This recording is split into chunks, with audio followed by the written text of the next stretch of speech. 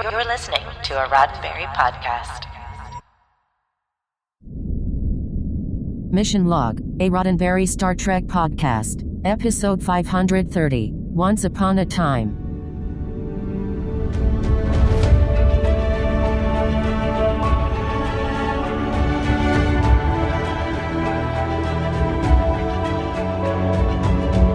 Welcome into another episode of Mission Log, a Roddenberry Star Trek podcast. I'm Norman Lau. And I'm John Champion. Each week on Mission Log, we fire up the holodeck and escape into a world of science fiction and fantasy, greeting each character along the way and asking ourselves if the story held up and if we can learn any valuable lessons. This week, Once Upon a Time, the one where Rick Dalton searches for a new gig after the cancellation of Bounty Law and gets wrapped up in the changing cultural tides of 1960s Hollywood. I'm pretty sure that's not it. Wait a sec. Checking. You're right, John. My mistake. Take two. My mistake. Okay. This week, Once Upon a Time, the one where Naomi Wildman struggles with the news that her mother may have been lost on a dangerous away mission. See, they are so easy to confuse. I will be back in a moment with trivia right after Norman tells all of you how to reach us. Mission Log is a conversation about Star Trek. Drop us a line at missionlog@roddenberry.com and join us on X and Facebook at Mission Log Pod. While you're at it, leave us a review and a rating at Apple Podcasts or your favorite podcast platform. And please remember, your comments can be used on Mission Log or Engage on the Roddenberry YouTube channel. And now, here's Rick Dalton with this week's John Champion with this week's trivia. Thank you. Hope everybody gets that, bone up on your Rick Dalton trivia, if you would, please. In the meantime, here is trivia for Once Upon a Time. We have an episode written by Michael Taylor, and this is the first time we've encountered Michael on Voyager. And he has an impressive 20 credits on this very series. So we have a lot more to look forward to from Michael.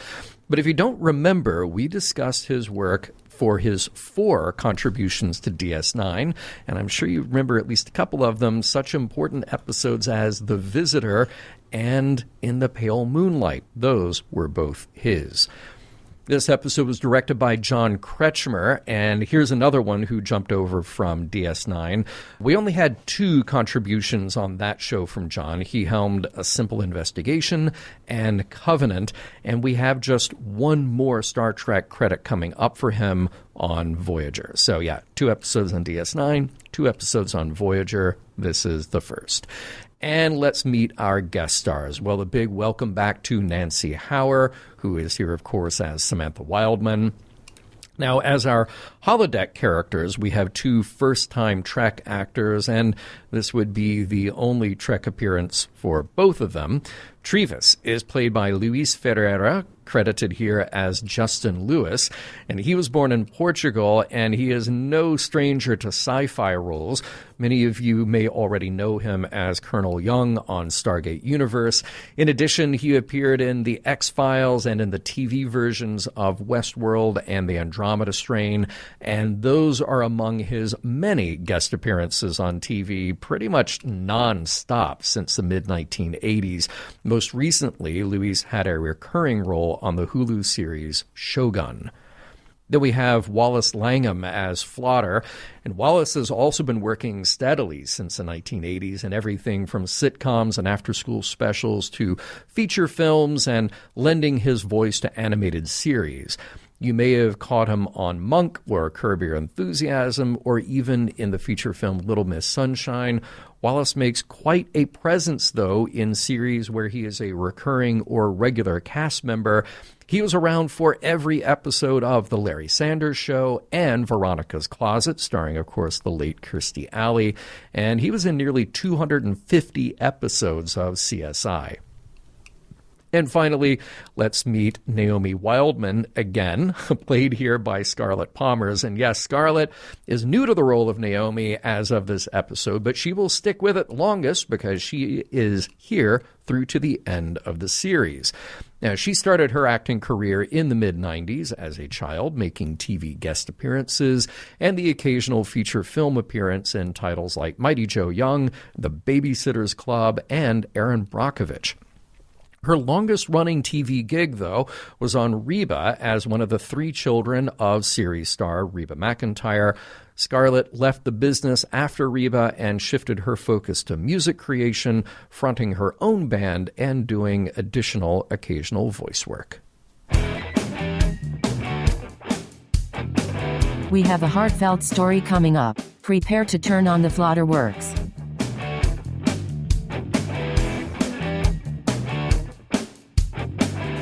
Prologue.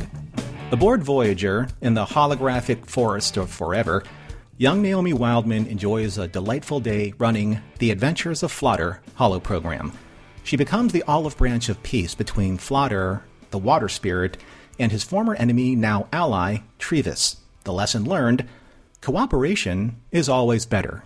Suddenly, her godfather, Neelix, informs Naomi that her mother wants to say goodnight from an away mission. Unfortunately, Samantha Wildman tells Naomi she will be delayed a bit longer and confesses to Neelix that an ion storm is impacting the Delta Flyer's return before interference cuts her call short.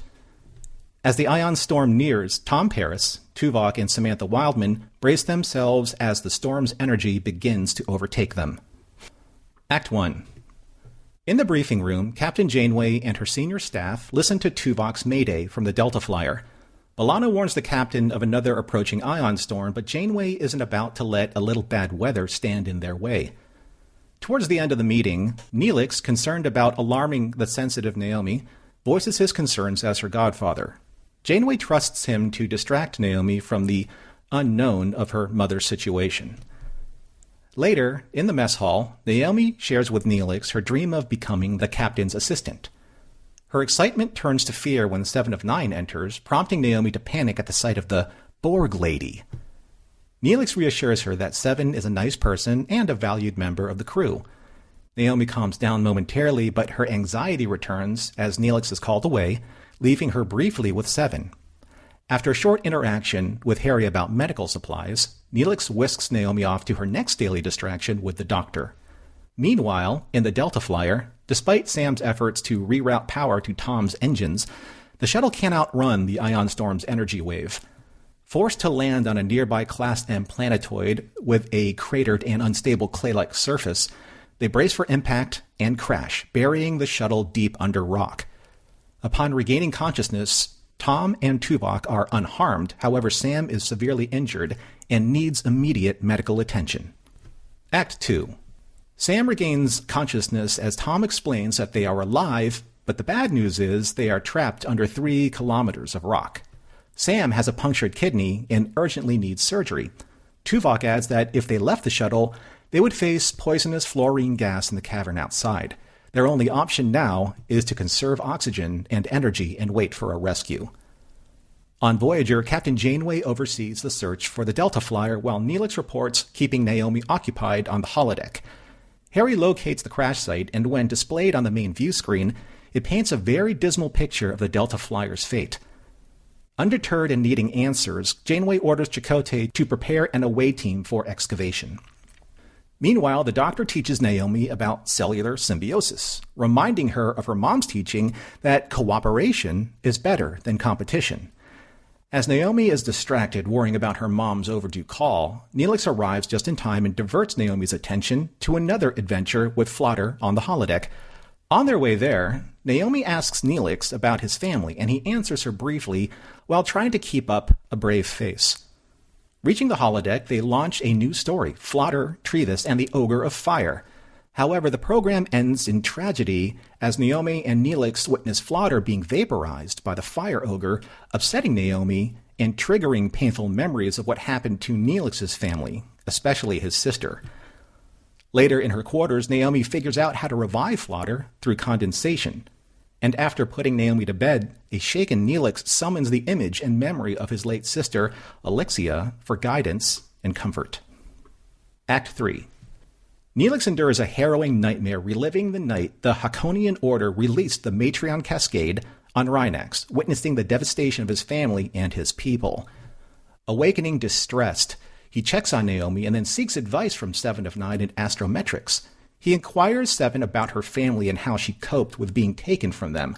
Seven has little memory of that moment, but assures him that, like herself, Naomi will adapt. On the bridge, Captain Janeway and Neelix clash about telling Naomi the truth regarding the Delta Flyer. Neelix, protective and agitated, bristles at Janeway, fearing the emotional trauma Naomi might face, mirroring his own. Sensing Neelix projecting his personal trauma, Janeway directs him to continue their conversation in the privacy of her ready room. In a moment of sympathy and understanding, Janeway addresses the rawness of Neelix's guilt about Alexia and its impact on Naomi's situation. They both agree that the best way forward, especially for Naomi, is to tell her the truth. Janeway believes that Neelix is the key difference that will help Naomi come what may. On the flyer, Tom and Tuvok struggle to repair life support, while Sam clings on to hope, bolstered by Tuvok's logical yet comforting assurance that thanks to Sam's parenting, Naomi will survive and prosper. Back on Voyager, a restless Naomi stealthily heads to the bridge, staying hidden through the corridors to avoid attracting attention. When she exits the turbo lift, she is overwhelmed by a flurry of urgent conversations and the stark visuals of the crash site on the view screen. Spotting her, a distraught Neelix tries to reach her as she escapes back into the turbo lift, with Janeway and Neelix watching the doors close on Naomi's fear-stricken face. Act 4. Neelix rushes to Naomi's quarters, only to find her comm badge attached to a flotter doll, a clever tactic she used to mislead the ship's tracking system. He deduces that she's in the holodeck and finds her in the aftermath of the Fire Ogre scenario. A very protective Trevis and Flotter block Neelix from approaching Naomi because of his lies, but Naomi softens and allows him to explain. He tells her about the ion storm that caused her mom's crash and shares his personal experiences of what happened to Alexia and on Rhinax, trying to spare Naomi from a similar emotional pain. Naomi forgives him, understanding his intentions. Meanwhile, the search and rescue team led by Chakotay and Seven of Nine successfully locates the Delta Flyer. They update Captain Janeway and she approves the additional manpower and equipment to excavate the shuttle. As the situation escalates with the approaching ion storm, Janeway orders all hands to emergency stations and notifies Chakotay that their time is limited. Chakotay, managing the excavation with phaser drills, confirms that they will break through in 6 minutes, the maximum time available before the storm potentially collapses the cavern. Inside the shuttle, with life support nearing depletion, Tuvok writes down his private goodbye to his family, while Tom records what he believes is a final so long to B'Elanna, as does Sam telling Naomi she loves her and to not to worry, and that Neelix will take care of her now. Act 5. As the ion storm encroaches on Voyager and the planetoid, Captain Janeway orders the ship to prepare for immediate departure once the Delta Flyer and the rescue teams are safely aboard. With only minutes of oxygen remaining, Tom, Tuvok, and Sam know it's just a matter of time. Shockingly, Tom hears the faint sounds of phaser drills piercing the rock and responds in kind, hoping someone above will hear him. Chakotay reports that the team is close enough to use a transporter beam with pattern enhancers to extract the shuttle through the dense rock. Harry secures a lock on the Delta Flyer and the rescue team, successfully transporting them all to the shuttle bay. With everyone aboard, Voyager warps away to safety. In sickbay, a fully healed Sam Wildman reunites with Naomi in a heartfelt reunion, along with the Doctor and Neelix. Later in the holodeck, Naomi is walking her mother and Neelix through the restored and vibrant Forest of Forever. Sam tells her daughter that she remembers how fond she was of this story, as Flotter too remembers Sam from a different time, about Naomi's age. Flotter and Naomi then set off on another adventure to a castle with a giant beetle. Neelix then shares a content moment with Captain Janeway, who recalls her own fond adventures with Flotter, reflecting on the enduring charm of happy endings. The end. All right, Norman, well done on the recap. And as soon as this episode started, I just thought, computer, start program The World of Sid and Marty Krofft. It had that feel. It had that feel to me, and I also thought of a TNG episode, which I described, I believe, somebody can go back and quote me if they want to, but I believe it described it as the whimsiest whimsy whatever whimsied, and this one gave it a run for its money. What did you think? What did you think about the style that we are greeted with here? I kind of went back and forth on this, right? Because it is a holo story, and it is kind of like done in this interpretation of this Naomi's in-universe holodeck program. But at the same time, though, it kind of felt very 90s science fiction production design that's trying to mask itself because of the tone of this 24th century program. So it's a coin flip for me, really. Yeah, I mean, there's a lot of detail in that set. There's a lot of detail in the costumes. I thought it was shot very nicely. Everything kind of had this little bit of a glow to it, which was cool. But yeah, I kind of went back and forth thinking, am I watching what a holodeck would look like, or am I watching an episode of Fairytale Theater, which was a great show for its time. But yeah, I like you. I kind of went back and forth. Like I said, I think A+ for the detail, and by the way, nice little moral for the story. Sure, just right away you have a little, so that's fine. And then anytime on Star Trek you need drama, you bring on the Ion Storm, right? I mean, that's what you do. Bring on the Ion Storm. That's how you bring drama. Yeah. Also, I do like that Sam Wildman is given kind of like the traditional Scotty's "I'm giving her all she's got, Captain," right? To Tom's engine. So that was nice. Now, I thought Naomi's reaction to 7 of 9 in the mess hall was just great. I love that. And it's such a good scene. And Neelix is trying to kind of guide her, coax her a little bit about, not being bigoted toward a person who is a member of the crew. Like, all of that played authentically, which I thought was very nice. And just their interaction, Naomi's and Seven's, when they were on their own, I thought was great too. I loved seeing the random kind of like the NPCs that fill in like tables in the mess hall with the Voyager crew. I thought that was really, really good. Here's a question, though. Okay. So Harry, he pulls Neelix aside, and that allows Seven to kind of slip in there with Naomi and have that scene. Yeah, right. But Harry asks Neelix if he's stockpiling med kits. So it's like he a quartermaster now? And why would he be stockpiling med kits? Can't you just replicate those on site? See? Exactly. That seems like a thing that a replicator would be great to use. In fact, you may even have a dedicated medical replicator. Stop it. For exactly that reason. I know. I know. Speaking of medicine, I do love that Naomi points out that the doctor talks too much. like it's nice to see the crew through somebody else's eyes. Yeah. So that was fun stuff. And I do have to say, some really nice effects of the Ion Storm. You've got the Delta Flyer going through it, coming out to the other side of it. The planet looks good. The flying shots of the Delta Flyer, like all of that sequence looks really nice. But here's the big question. When someone says, as Tom said, about the Ion Storm, when he says brace for impact, I mean, like everyone there pretty much understands what internal dampeners are for, but they don't stop all of the inertia. So why don't they like ever build harnesses or seatbelts in the shuttles? Yeah. Oh, question as old as time. Right. Yeah. By the way, pretty much the immediate order that comes out of the Delta Flyer's crash when we cut back to Voyager, it's like, send down a rescue team. And I'm thinking, first of all, Ion Storm. Right. No good ever comes out of flying through one or beaming through one. And then I thought, this is when you send down a probe.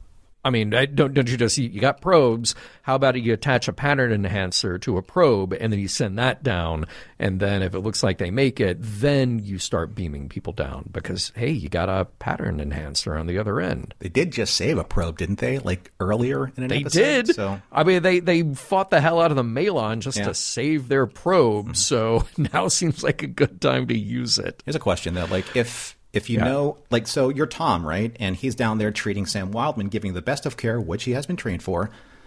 Yeah. But what happens when, like, their ace pilot and their head nurse are stuck in the same spot. Like, who's Voyager's backup pilot and backup nurse? I don't have one. Poor planning. Guess not. Yeah. They didn't take that time in the void to learn new skills. Otherwise, wouldn't be a problem. We go back to the holodeck, and I do like, oh, no, wait. Actually, I take that back. We're still in sickbay when Naomi learns that cooperation is more important than competition. Oh, yeah. Nice little lesson there. Good for her to learn. And by the way, so now we go back to, we're on our way to the holodeck, and Naomi says to Neelix that she learned that pun about bark, Atrevis's bark being worse than his bite. Mm-hmm. And where did she learn that pun? She learned it in the holodeck. She didn't learn it from Neelix. And we just got that only a few minutes before in the show. That is true. So I'm a little, I thought it was a little weird. Like, she's giving credit to Neelix. We were just there. We were just there in the holodeck. You need to see, she learned a lesson about cooperation. She also needs to learn a lesson about citation. Okay, yeah. That's the next episode. So is it me, or did Trevis look and sound like a combination of like the Cowardly Lion with like the moaning? And then if you look at Tin Man, his face looks kind of like the way that Trevis's face is shaped, and the nose, like kind of like that really long the nose. Mm-hmm. Yeah. And then that's a good point. Also with Scarecrow's fear of fire. Right? So, I know this may be a stretch, but okay, so you have Naomi in the mix, and then they called Neelix the furball. So is he like Toto too? I mean, is the whole thing like framed around the Wizard of Oz? I mean, even with like the fire ogre being like the wizard's illusion, the booming voice, and the ethereal quality of the holo program. Yeah. I just feel like these are kind of fairy tale children's story tropes that work. Yeah. Like on this very basic level, you kind of recognize and you're already familiar with it, And by the way, like a lot of fairy tales, like a lot of children's stories, some pretty violent imagery going on too. I mean, Flotter gets incinerated, and then right after that happens, Neelix is like, okay, go to bed. After she just saw her favorite character get burnt to a crisp. I mean, that's kind of tragic. Yeah. Interesting, though, Harry Kim knows Flotter. Yeah. So I'm wondering if I'm glad you brought up that there's a little bit of kind of like this strange kind of storytelling going on, because there is like that dynamic in like a Dr. Seuss or like a Grimm's fairy tales type of scenario, like when like Hansel and Gretel, there's a tale to be learned, but at the sake of scaring children. Yeah, right.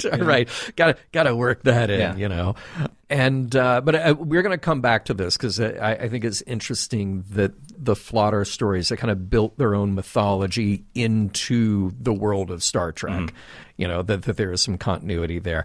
And I have to agree with Neelix. The head on the Flotter doll is a bit disproportionate. It is a little weird. Harry is good at this kind of thing. I figured he could have just imported the file from the holodeck and said, like, here, just replicate this, but make it a doll. And instead, we get macrocephalic Flotter, which is kind of disturbing. What he should have done is he should have taken like his holo projection technology and all of that he learned about the Doctor and put that into the Flotter doll, and then gave it to Naomi. Then give her not the one with the creepy, disturbing giant head. Yeah. I think that's a little strange. Now, of course, we reiterate here that 7 of 9 was assimilated when she was 6, and she said, or I believe Neelix says, that's not much older than Naomi is now, but Naomi's like 18 months old. I mean, technically, yeah. Yeah. She may look like she's 6, but she's only like 18 months old. Yeah. There's that scene, though, when Neelix barges in and asks the captain if she wanted another cup of coffee. And when she said that, one more cup and I'll jump to warp, I thought that was hilarious. That was great. That was great. But if you track Janeway walking down the, I think it was the tactical console, she just starts pushing buttons, like back and forth, left and right. I'm like, it's either like the code to Contra, or it's just someone said, can you just keep pushing buttons just to look like you're busy on the panel? Oh, no. And I'm wondering, I mean, we have very smart people out there. Has anyone actually mapped that out to see what she's actually done? Oh, that's a good question. Of course, I mean, on Elcars, the context changes every time. So it could be like when Janeway's hand reaches out, Elcars just changes into something that is, not tactically important. Because if she's just pushing buttons like that, then, that could be a whole host of problems, Look, I'm sure that we'll come back to it, but I do want to talk a little bit about Neelix's reaction to Janeway, because Janeway, it's about time that she exerts her authority here. I think she was almost being a little too cool about it earlier. Maybe it's just because, look, Captain doesn't need to get involved in these personal matters. But Neelix's reaction was intense. Yeah. Appropriate, not appropriate. Oh, I definitely think that's for discussion, for sure. Okay. But I do want to give credit to Johnny, because when he's given, the opportunity to act, he really does act well. So I'm glad that, every once in a while he gets those kind of deep moments. I just like it when he does that. Yeah. Yeah. Honestly, Neelix seems to have more of that to remind the audience that there is this kind of emotionally complex person underneath the morale officer, the facade that he has most of the time. Right. Yeah. Now, speaking of great scenes, Tuvok and Samantha Wildman. Oh, my God. There's more to discuss there, but wow. That came out of nowhere, And it was so good. I mean, Tim, wow. Yeah. Yeah. He's great. Agreed. He's great. Absolutely. But we'll come back to it for sure. But then we have to preempt that with saying there's a kid on the bridge. And I think we haven't really seen this since Next Generation. Right. Now, occasionally Jake would show up on the Defiant or something. He was invited to be there. It's not a surprise that he's going to be there. I don't think we've had a surprise kid on the bridge since Wesley shows up in Encounter at Farpoint, and Picard's like, get him out of here. A little bit of a flashback to that. I felt the same thing. I've always thought that there's some kind of security measure built into, I don't know, say the comm badge or maybe the pips, Yeah. I don't know, but hey, you know what? It is what it is. Yeah. Well, you would think, but there's not too much security going on because even the kid knows how to outsmart location tracking. You just take the badge off, you stick it on the fodder doll. Right, yeah. All right. Yeah. But even at that, okay, smart move, kid, but you're on a small ship. Where are you going to go? They're going to find you eventually. Right. Not a big ship. And then I do like the Elcars interface that we get on the personal video recording. Sometimes TV shows do this anyway, and then Star Trek will kind of reinvent what that interface will look like from time to time. We talked about, remember Neelix's video interface when he was doing his daily, which we haven't gotten since. I'm waiting for the return of Neelix's daily vlog. Right. I would really like to have that back. But I thought this was a good interface. And I like the conceit that they're doing this because they kind of need to do this.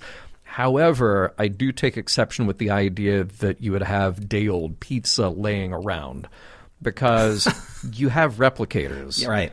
It's not like somebody delivers a whole pizza to you and you're like, I can't eat this. I'm going to throw it in the fridge. No, that's not how it works on a starship. So that's a great point. And also, if you really want to day-old anything, just replicate the day-old something. Right? You just replicate. Yeah, make me a slice of pizza, but I want that cheese to be hard. I want the grease to be congealed. The crust to be concrete. It needs to be about 72 degrees. Oh, my God. That's so funny. Yeah. Although I wouldn't mind replicated cold spaghetti because I love cold spaghetti. Oh, yeah. Okay. Yeah, that's actually pretty good. Yeah. Really nice scene with Samantha. I mean, again, we come back to that with them in the shuttle and she's trying to decide, how she expresses herself to Naomi after hearing Tom and after having her conversation with Tuvok. And then, hey, buckle up, level 8 ion storm. Ooh. We just had a level 5 earlier. Now it's getting exciting. I got to back up for a second, though, first of all, yes, Sam's letter is just so touching. I love Tuvok is private.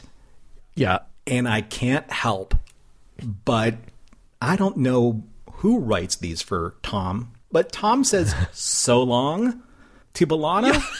Oh my God. Who wrote this? I mean, He has literally the emotional agency of a fourth grader, like writing like a Valentine, like, so long, my Valentine, see you next Valentine's Day in 5th grade. I mean, come on, right? Right. How do people get on board with this relationship when all we see is immaturity?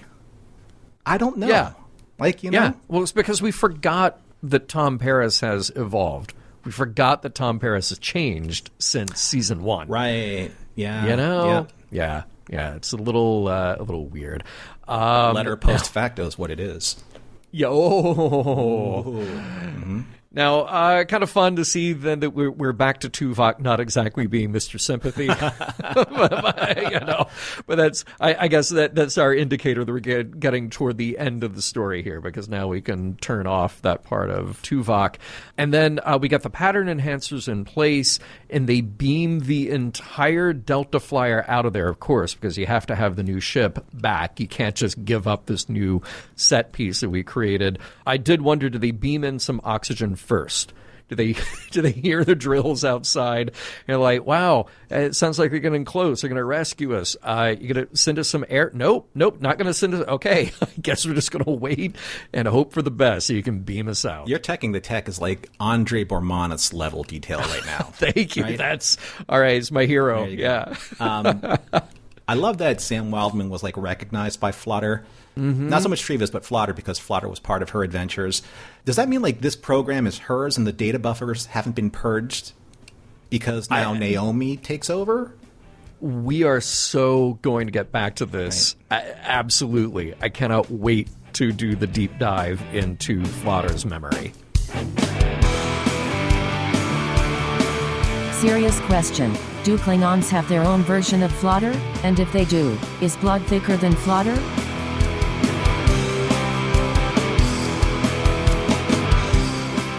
We'll get back to Once Upon a Time right after a word from this week's sponsor, Master Replicas, and joining me is somebody who is no stranger to collecting tiny starships, our very own Earl Green. Folks, we have exciting news from our good friends over at Master Replicas. That's right. Master Replicas signed a deal to take over the Eagle Moss stock and became the exclusive distributor for the official Star Trek Starships collection. But here's the catch. That deal ends on June 15th.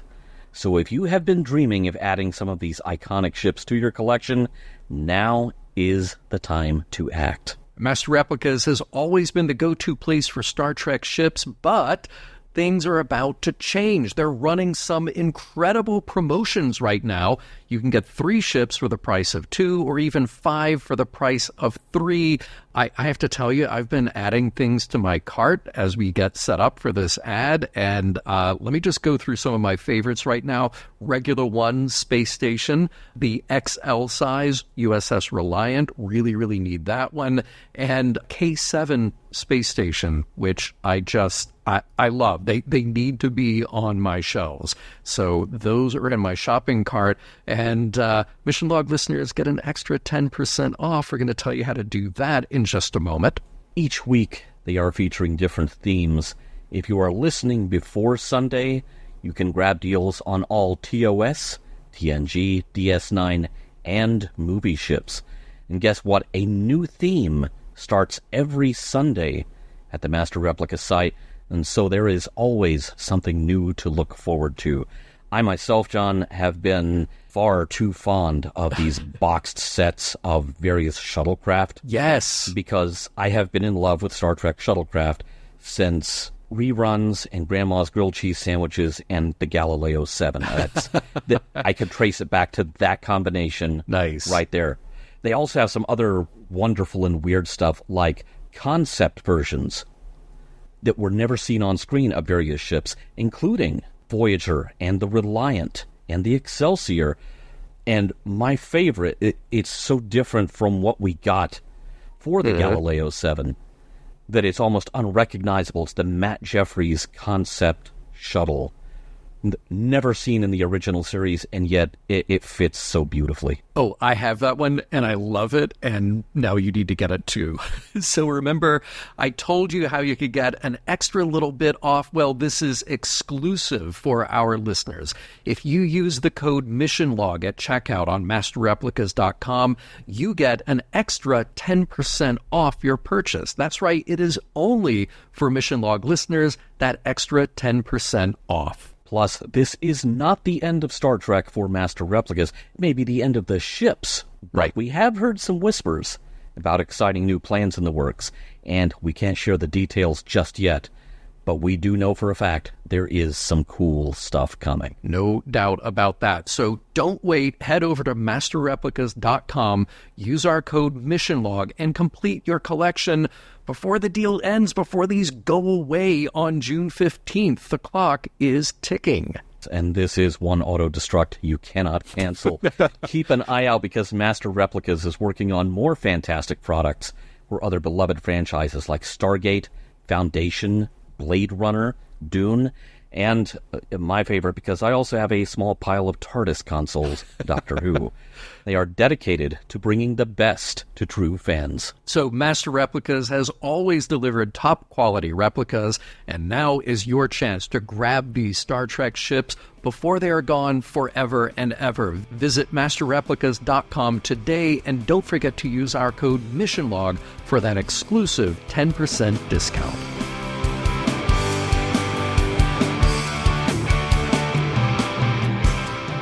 Norman, just a moment ago, you and I were talking about this very weird idea that is brought up by our experience in this holodeck story, this holodeck children's story of Flotter, The Adventures of Flotter. And our first clue is that Harry Kim acknowledges, and remember, Harry's really young. He, at this point, we're 4 years into the story. Let's say he's at most like 26, something like that, around there, right? Yeah. Okay, so maybe only 20 years ago, he was experiencing like a young Naomi Wildman. He was experiencing the Flotter stories, maybe as a holodeck program, something like that. So his connection to that would be pretty close. Or maybe that's what he imagined Naomi's doll should look like. From his memory. With giant heads. Yeah. But he's a fan, clearly. Like, in the universe that is Star Trek, maybe there's like a Flotter world in 24th century Florida. There could be. Could be a whole thing. There are many, many adventures of Flotter. But, all right, so I love that bit of continuity. I love that thread that, of course, they knew who this character is. Of course they do, because that's somebody that all these kids grew up with, right? But very interesting thing that comes up at the end, the holodeck stories remember who was there. Now, Samantha Wildman, older than Harry Kim, and Samantha Wildman is recognized by Flotter, even though she hasn't been in there since she was a kid. So this is over the course of a couple of decades, at least 3 decades-ish, that Flotter recognizes Samantha Wildman. And I thought, okay, in one respect, I get the idea of the story being passed from one generation to the next. Like, that's kind of cool. And I really love that idea. I remember finding children's books at my grandparents' house that my dad and his sister had when they were kids. And then when I was a kid, I would read those same books. And I think we even kept some of those to this day, right? So I love that idea that a story could span generations. But then something really weird took root in my head watching this, which is, okay, now the narrative can change because the holodeck has memory and presumably multiple sets of experiences to draw from. This could get really out of hand because now the holodeck could address a child like Naomi, like, oh, I remember when your mother did this. Like, this is what she did. Oh, I remember what your grandfather did because we did this thing 50, 60 years ago, right? Like, it could actually change the parameters of the experience. And I think that is, on the one hand, very cool because in this hyper-personalized way that a story is told, that's cool. It's also really disturbing to think that you would walk into a thing that would remember your ancestor at the same age that you are, and that story has not changed at all. You know, the age of the characters, the location, but now they kind of can guide you based on that family memory as well. It's strange. It's a strange conceit. I mean, I like the idea of it, but at the same time, though, is it just Sam and Naomi's program that's in there? Or It could be. It's kind of like... Okay, Yeah, so like a if family program. Sam experienced this when she was a little girl, and then said, "I'm handing this exact same program, or I'm downloading it, a copy of it to you, Naomi," as opposed to see, Janeway walks in there, she'll say, "Oh yeah, I remember this. I did this, and then I flooded there," but it was her copy. You think so? Those copies don't interact. That's what I'm thinking. I'm like, Harry had his storybook, and then Okay. Janeway had her storybook. The thing is that it's so popular that it seems like it was like the rite of passage for kids to be part of this whole Flotterdom or Flotterland or whatever. Flotter it is. World. And it just happened that Flotter World. Harry's had the super deformed Flotter character in it. He's like, he got discount Flotter. He ordered from Wish. From Wish. Flotter Wish. Oh my God. That's what happened. I'm thinking that this is kind of like, as parents do, they'll pull out something that's important to them so they can bond with their children, over these things. It would have been maybe a little bit more interesting at the very beginning when, say, either Flotter or Treva says, "You remind me of someone." Yeah. Because they remember Sam. Yeah. Right? But it's not just Sam's child. It's Sam and, I don't remember her husband's name, but the other alien. Yeah, nobody remembers her husband's name. So. Right? That guy. Right. Also, that same episode is when Harry was killed. Yes. Oh, wait, nobody the other remembers Harry that was either. killed. Yeah. Yeah. Right. So I'm just, trying to, I want to make sure that all the wounds are Okay, now. good. All right. Well, I tell you, I would very poorly make a transition here to something else that we brought up in the last segment, but I thought it just deserved a little bit more attention. And this is a really serious thing because I watched this scene over and over again, just trying to kind of mine it for the heart of it, the text of it, the acting. Every moment of this I thought was so great. Leave it to Star Trek to give us one of the most moving, emotional scenes through its least emotional character. And we've said this before. You look at Spock, look at Data, look at Seven of Nine, look at the Doctor, and look at Tuvok. And that's the scene here, is Tuvok and Samantha in the shuttle. Him talking about his own children and about the confidence that he has in instilling his values on them and the knowledge that they will prosper, there's that Vulcan word, even in his absence. That just hit me in the gut over and over again. And for all the drama in this episode, for all the moments that kind of telegraph the drama to you, that was such a simple, quiet moment of him assessing the reality of their situation in all the detached non-emotion that he can muster. And that it just said it all about the parent-child relationship. It said it all about his character. It said it all, the subtext of a scene like that where you're trying not to lose it emotionally. Bravo. What a masterpiece of a scene just stuck right in the middle of this episode. I agree, and I think the magic of that, and maybe the secret of that scene is because it comes out of nowhere. Yeah. And he was the least expected to deliver, the kind of emotional support for what was happening with all of them, especially Sam. But what I think works so well for this is that Tom has tried to console her and try and, kind of bolster her spirit, and with the same kind of, I know it was in the right way and in the correct intention, but kind of like the pablum of, we're going to make it, don't you worry, buck up, and all that kind of rhetoric. But what Tuvok does is that he distills it into a truth that can be taken emotionally. Yeah. Right? He focuses on the fact that he believes that Naomi was raised well. Yeah. and that she was left in the hands of good people because Samantha trusted them to take care of her, either when she was gone on an away mission or forever. Yeah. These are the points of logic that Tuvok crystallizes so perfectly. And I think that the only way to do that is through a Vulcan perspective. Yeah. Because everything checks the right boxes for the right reasons. Even if it's not an emotional plea. Yeah.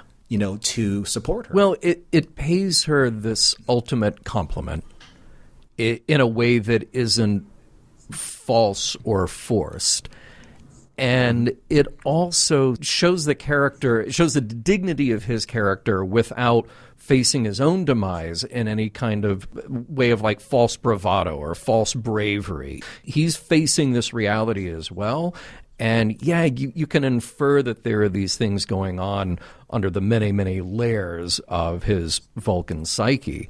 But at the end of the day, he's got to come to this peace for himself to say, you know what, I can do this because I did a good job.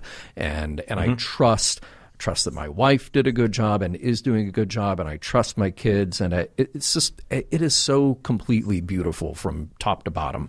I would request that anybody just go back and watch that one scene again because it's awfully good. I do want to address, I hope that we're not just beating this dead horse, because I feel like this is a topic that got brought up too often when TNG was new and too often when we discuss Wesley being on the Enterprise. But this episode does illustrate the problem with having kids on a starship. Granted, this was unexpected, and I do like that element here. It is a different situation from, well, certainly more than one kid who's on the Enterprise D. But now that we see a lot more of Naomi, I kept thinking, where was she while the Hirogen had taken over and turned everything into occupied France? Or any other moment of extreme danger for this crew. But this is also a really interesting opportunity trying to figure out how to deal with children on a starship. And I do think this episode goes a bit deeper and does that a bit better than we did on Next Gen, because you sometimes get right up to the line with Wesley, but then not really, because he was the boy genius. And you could always kind of back away from really dealing with who he is because, well, at the end of the day, he's going to save the ship or he'll do some brilliant thing. So you're not really addressing his mental health and his family concerns. There were so many times on TNG that I felt like, well, what we're missing here is a scene between this boy and his mother, and we don't get that. But here we've got a real opportunity, and we get a lot of Naomi interacting with a lot of other crew members. And I was kind of asking myself, like, for real, where should Naomi be? And does Samantha Wildman get special consideration now before going on dangerous away missions? Because honestly, aren't all away missions in the Delta Quadrant at least somewhat dangerous? How are we going to do this with her? Because there is much more, to me, a real relationship here, given the age of this little girl. I mean, like, you can bring up things like in Night, did the void affect Naomi? Yeah. Or did it affect, did it put any type of difficulty on Sam's ability to be able to parent her correctly and understand, like, the, any trauma that was happening during the course of, those, 2 months? Yeah. I don't know who it was. You probably know, John, because you're a little, you understand like some of these historical details of the business. But there was a writer or a director or maybe both who had a fast and hard rule of no kids and no pets. Well, I think W.C. Fields said it, but it is an oft repeated truism of Hollywood. Yeah. Yeah, and rarely do you get, kind of like the right fit for the right story. Carrie Henn as Newt in Aliens, I think we all kind of, get that. And it's very rare, but it does happen. And I think that for all intents and purposes, there's a lot of what-if scenarios that we would throw into this dynamic of Naomi being on board. But at the same time, though, I think that we've forgiven a lot of the logistics of that, if you will, throughout the course of when she was born. to now. Yeah. You know, when it came to what was that? Almost like 2 seasons worth exactly. Yeah, a couple of seasons worth at least. Yeah, around there. And remember, the pregnancy took a very, very long time, and then then Naomi grows up faster than a purely human child. But it's this weird thing on a show like this in particular, where I feel like you kind of have to remind the writers from week to week, like, remember there's a kid on board. Not that you need to make the story about the kid, but the things that happen on board will affect this other character. I'm pretty sure that Janeway has already threatened to destroy the ship 3 times since she's been born. Yes. Thank you. I'm pretty sure. Exactly. I mean, I know what that's funny, and we make light of that, but to your point, that is the truth. Well, and that is the kind of situation that made me think, though, okay, what do you do then? Because presumably Samantha has a job to do somewhere at any given time. But here's this little girl who needs attention, who needs care.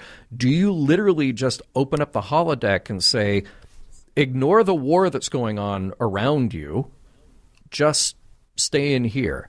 I don't think that's a very good answer either, but it seems to be that is an answer that is floated on this in the reality of the show. Yeah. No, it's hard to answer that because, you know, again, the reality is I think they're trying to pull in new viewers and trying to make this more kind of like a family show. And but at the same time, though, you know, there's the segment of us, the audience, who just says, is this really what we're, you know, trying to fit into this mold? There's one thing that I really want to kind of like dive deep into, and there's we've talked about this in previous episodes, and there's, I think, a serious issue that needs to be addressed with the lack of, say, mental health support, you know, in the 24th century, and especially what's going on with Voyager.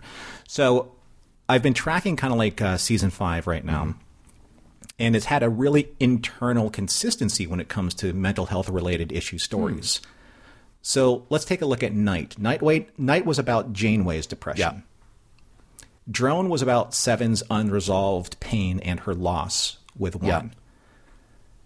Extreme Risk, it was about B'Elanna's self-harm because she doesn't know where to put the grief for her friends that were killed in the Maquis. And now Neelix, here in this episode, his PTSD is on full display in the scene where he confronts Janeway about how he feels about Naomi and what happened to him and Elixia. So these are all like really very real mental health issues that I think people can identify with. Especially with what's going on with Neelix in this episode and transplanting, you know, his anxiety and his fear and his post-traumatic stress about Elixia onto Naomi, because I think that people have done that from time to time.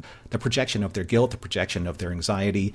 He's like, you know, in Pagliacci, the clown masks his pain through humor and lightheartedness. But we know, based on that scene we were talking about earlier with he and Janeway, that he is deeply rooted in pain. Now, once again, we see a character who's looking for a therapeutic connection with trying to understand what Seven went through, and she had nothing really for him. And then she's, you know, Neelix is trying to, you know, and not in just this episode, but there are other episodes where a lot of these characters are trying to figure out how to best move forward past their trauma. So, yes, there is like a sympathetic ear at the end of episodes that just kind of wrap things up a little bit, but it doesn't really treat the problem. It doesn't really help counsel any type of technique that allows them to move forward holistically, you know, or healthfully, if you will. So, yeah, it's nice that they address it. But when are we going to get to that point where there's an actual sit down of, okay, we really need to put a program in place for a lot of you, because it's not just buck up.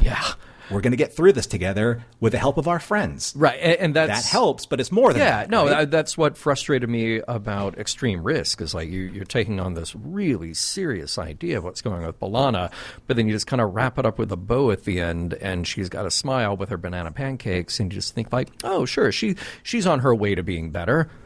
But I don't feel that. I really don't. Right. The difference is that now with maple syrup, so everything's better. Right? Exactly. But that's what I'm getting at. It's glossed over to the point where, like, okay, look. I mean, I understand like what was going on with Neelix, but what happened in Extreme Risk, combined with like all of the other examples of not having someone on board, or what happened with Seven when she couldn't process those memories and the doctor failed her. Yeah. Like all of these things combined really are concerning when it comes to, again, the 24th century issue with someone as an advanced of an organization at Starfleet doesn't just have that kind of need or representation like on board these ships. Did we or the crew learn anything from this episode, or did it just slide past us like fodder off a duck's back? That's probably a very large duck.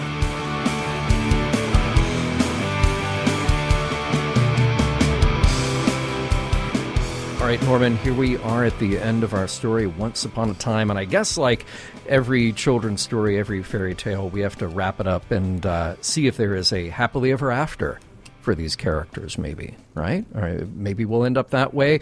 I guess we will only determine it if we determine if this episode holds up and what we learn from it in terms of morals, meanings, messages. I mean, it's a children's story, so you got to have a lesson at the end of the day, right? I would think so. You would think, yeah. For sure. All right. Well, tell us what you thought, Norman. Do you think that Once Upon a Time holds up? So I got to be honest. Uh-oh. I know people out there like, okay. All right. Say after watching the first few minutes with, say, like, Naomi and Flodder and Trevis and the whole thing with the holodeck, I kind of just wanted to power through this episode and then finish up my notes and then do the review, record this show, and then get on to the next episode. Yeah. I mean, I got to be honest, right? Yeah. And, I'm on the whole no kids thing on the bridge. Yeah, like a lot of people are, like you are, like Jean-Luc Picard is. Yeah. And I had to get over myself a little bit when it came to rewatching this episode. Yeah. Because not to jump our timeline too much, but there's an animated series out there that I love so much. Yep. And it is so personally dear to me that I had to give this episode a chance and bear down and watch this episode for what it is and not what I want it to be. I do that from time to time, and sometimes it gets me a little bit of trouble. Yeah. And if I didn't remind myself of this, then how can I reconcile not giving a chance to a child character like Naomi Wildman, who may very well be my first Voyager child prodigy? Oh, I like what you did there. Uh-huh. And for those like you, John, and for those out there in the audience, that's as subtle as I can make it without jumping the timeline. Right? See, on the surface in this episode, there's a lot that can be just kind of like dismissed as catering to a child's needs, getting her from underfoot in the day-to-day operations of a starship. And then you have all of this dire consequence situations that's going on with the Delta Flyer and, Naomi's mom, et cetera, et cetera. I mean, I can see Picard's point of view about families and especially like children on board. I mean, come on. How many times has maybe he even referenced saying, like, once we get the ambassadors and their families and stuff like that off the ship, then we can go out and do things like explore, or hopefully not get into battle because that would be bad for, I don't know, families and children on board. Right. Right. I get that. Right. But I don't think that this is this story. I think that we're just kind of like focusing on this unique perspective of like one child on board and how that child has to thrive and interact, survive, as Tuvok says. And I mean, when you really think about what was going on at the very beginning of Voyager, when Janeway says sooner or later we're going to have to start changing Voyager into a generational ship, and then these crew members are going to start having children. Yeah. Because Naomi is the first, she's the first representative of that new generation and who will eventually inherit this ship if they don't get back in 75 years, right? So maybe Naomi is being kind of groomed as the first captain potential of the next generation of this ship, which I think is an interesting thing to look at. There's also this story of letting go and forgiveness. Neelix still openly grieves for Elixia and his family, and he's trying to make peace with himself through maybe the second chance at a family and with Naomi on Voyager as her godfather. And I think that there's a really interesting look, and I mentioned this before in discussion, that the situational grief that Neelix is dealing with in this episode and in episodes past, it needs to be addressed because it can imprison characters like Neelix or in real life from allowing oneself to move forward in their mental health struggles. So, yeah, I mean, at first, not my favorite episode, but the more and more and more I watched it, as we do with Mission Log, I feel that it does hold up for me because it persuaded me to look at things that I didn't think that I would see based on just first impressions. Yeah. And I kind of dig that. You know, Yeah. I was caught off guard, and especially by Tuvok's line. That scene with Sam Wildman. Yeah. So that's just me. I'm sure that maybe you saw something different. So how did you feel about the episode?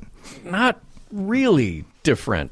So I tend to take my notes in kind of a scattershot way, where on my very first viewing, I will get stuff out and just start writing because I want that immediate impression. And very much like you, I watched this episode one time through, and I really didn't want to rewatch it. But we have to. We have to take in multiple viewings to do what we do here. And not only did the multiple viewings improve my opinion of this episode, our conversation has improved my opinion of this episode. But fantastic. Okay, but that said, I need to get out what I feel like is still legitimate criticism of what they did here. You know, as with many episodes, I feel like an A for effort is well-deserved here, because I do appreciate when the writers / producers sit down and say, you know what, we want to tell a story from a different perspective, and we want to explore places we have not yet explored with our characters. That's all great, and I want this show to do more of that. And this is an episode that at least tries to take that on and finds many great moments in doing that throughout. Like, just scene by scene, you can go through and go, ooh, there's another terrific moment, there's another terrific moment.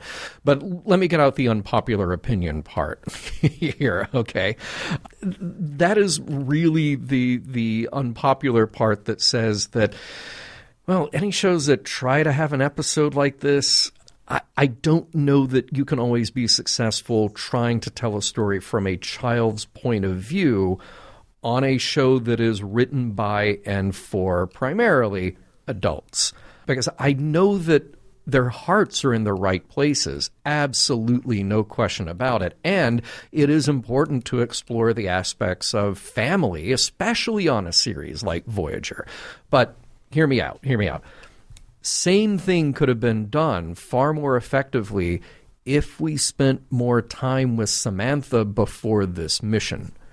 I feel like we really needed moments of Samantha and Naomi in the same room together, at least, before all of this goes down. Maybe not in this episode, but in the last episode, or the one before that, or the one before that. Because if you're really going to sell the emotional weight of what's going on here, I don't think you can just rely on Neelix, as wonderful as he is in this episode. That's where an episode like this falls too much into the telling and not showing problem. You know, if we had shown that relationship early on, and if our hearts, if we were really invested in Samantha as well, I think this would have taken this from, say, like a B- to an A+, or even, you know, just a B to an A+. I think the problem here is, well, they're adult problems. And I know that they affect the child in this story, but we're so disconnected from her that the pretense then feels manufactured. And yeah, it's a TV show. It's a sci-fi show. So, of course, it is going to be manufactured in some respect. case in point, I was only ever really sold on Flaughter's environment and the reality of his holodeck existence when Captain Janeway got in there, because then that's when that space felt like it had connection to a character who I was already invested in. So making that simple connection, that just drove it home for me. Like, oh yeah, of course, this is a place that everybody knows about this. It exists, even more so than with Harry. I hate to spoil this, but this is kind of the end of the road for Samantha, for us with this show. We get a lot more Naomi, but we don't get any more Samantha. And I feel like the show has really done her wrong here, especially, but in the show overall. The only time that she turns up on Voyager is when we need to put her in danger or just reveal something about Naomi. And I feel like Samantha needed to be a real character first. Again, give us a couple of episodes, give us some scenes where we get to see her as a contributing member of the crew who has a real relationship with her daughter. And then this would have, it would have taken this episode to something that, yes, it holds up, but it would have taken it to, I feel like, one of the all-time great episodes of Star Trek. We talk a lot about less the Wesley and Beverly relationship, more the Wesley and Picard relationship. We talk about the Jake and Captain Sisko relationship. This could have been on as high, if not higher, a level if we had really laid the groundwork for it first. So the strength of this episode, the reason that it holds up, is because we get reveals about other characters. But this could have been the episode that really just put into overdrive our relationship and our commitment to this new person, Naomi, and our feeling about Samantha having been there. So it would have been interesting, doing the writer's hat really quick. Yeah. What if Samantha was framed in such a way where after Cass left, they started building, like Neelix and Samantha started building a closer relationship, and it maybe just matured to a point where they became very affectionate for each other. And it kind of played on Neelix is trying to do the right thing for Naomi because of Alexia. And then like, is he doing the right thing for the relationship, or is he so guilt-ridden that he couldn't save his sister? So he's trying to make up for it and atone for it. Right. Which puts Sam and Naomi and Neelix into this very interesting character arc. See, the complexity of that would have been wonderful, and I feel like that would have just enhanced the emotional connection that the audience has to those characters so much more profoundly. So, yeah, again, there's good stuff here, and it really does hold up on the rewatch in a way that when I went back to rewatch it the first time, I felt like, okay, it's just going to be a chore to get through all the holodeck scenes. But then I realized, okay, those kind of faded away. And I wasn't as distracted by those because I really enjoyed the more serious, dramatic stuff going on. Right. Yeah. So it does hold up quite well. And if anybody only watched it once to kind of go along with us with the podcast, you may even owe it to yourself to watch it one more time, because there really is a lot of heart here. I just feel like, it was a missed opportunity to make it that much better. It's the epitaph for many of our episodes. It really is, yeah. I feel like there are a lot of important points. There are a lot of morals, meanings, messages, but I just want to focus a little bit here. One of the central questions early on that Neelix faces and that Janeway drives him into is asking, when is it best to tell the truth? And I think this episode is coming down on the side that I would probably agree with, which is right from the beginning, that is the time to tell the truth. But what about withholding information? Well, maybe that is a little bit more of a gray area. But the characters here could have saved themselves a lot of trouble with Naomi if they had all just been upfront. And that means Samantha, it means Neelix, it means the other people in Naomi's life who we haven't really gotten to know too much in terms of their relationship with her. Janeway was right, though. I mean, Neelix's heart was in the right place, but he needed to do what was right from the beginning, because here's the other lesson. Kids are smart. Kids know when you're playing. They know when you're not telling the whole truth, maybe half-truths, and maybe you're obfuscating a bit. But that said, I think we can empathize with Neelix's decisions. You know, we want to protect people, not just children, but we want to protect people from pain. There was this great exchange again with them in the holodeck. Naomi asking Neelix if pretending that nothing had happened to his family actually helped. And he has to concede, not really.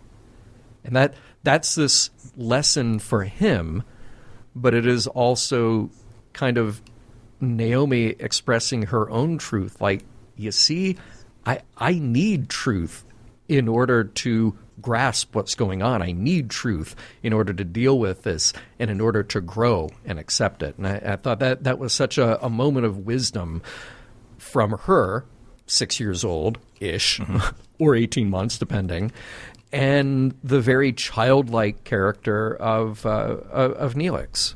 So of many truths to be found in this episode, those were a couple that I thought really stood out to me. How about you, Norm? Yeah, I like that we are seeing a lot of different things from this episode. It makes me feel good about all the rewatching that we've done on this episode in particular, and what we were able to find. Yeah. There's a phrase many of you may know, especially Deep Space Nine fans, and that phrase is "what you leave behind." Right? Aside from being the finale of Deep Space Nine, this is a quote from the legendary Greek statesman Pericles, who said, and this is in total, "What you leave behind is not what is engraved in stone monuments, but what is woven into the lives of others." John, you and I have expressed, lovingly this scene between Tuvok and Sam when Tuvok says, "My youngest child has been without a father for 4 years, yet I am certain of her well-being, that I conveyed my values to her before leaving, and I have confidence in the integrity of those around her. You have been an exemplary mother to Naomi, and she is in the hands of people you trust.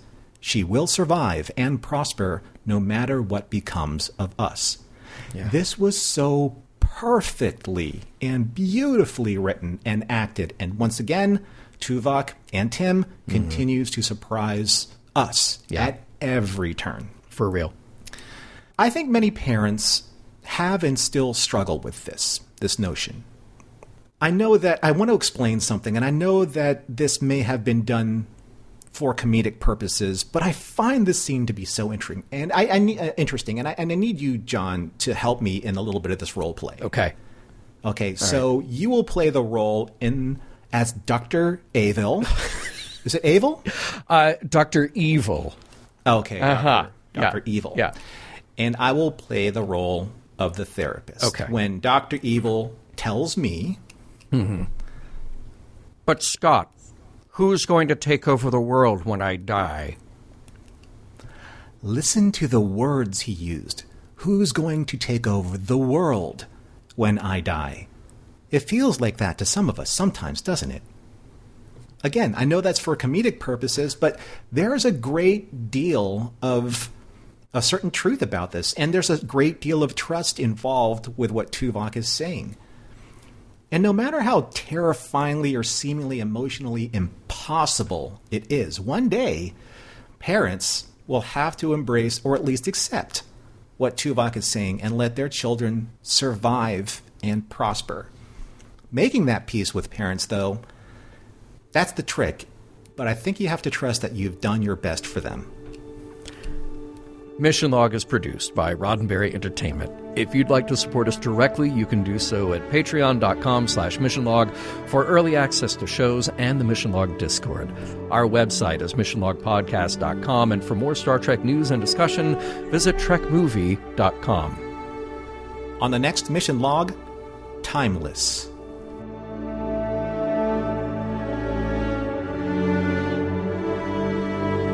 Some of the music for Mission Log provided by Warp 11, online at warp11.com. Special thanks to consulting producers, Matt Esposito, Homer Frizzell, Julie Miller, Mike Richards, Mike Shadable, Paul Shadwell, and David Takechi.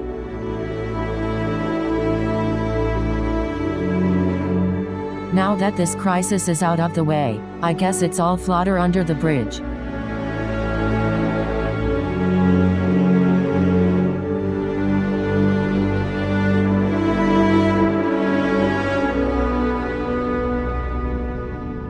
End transmission.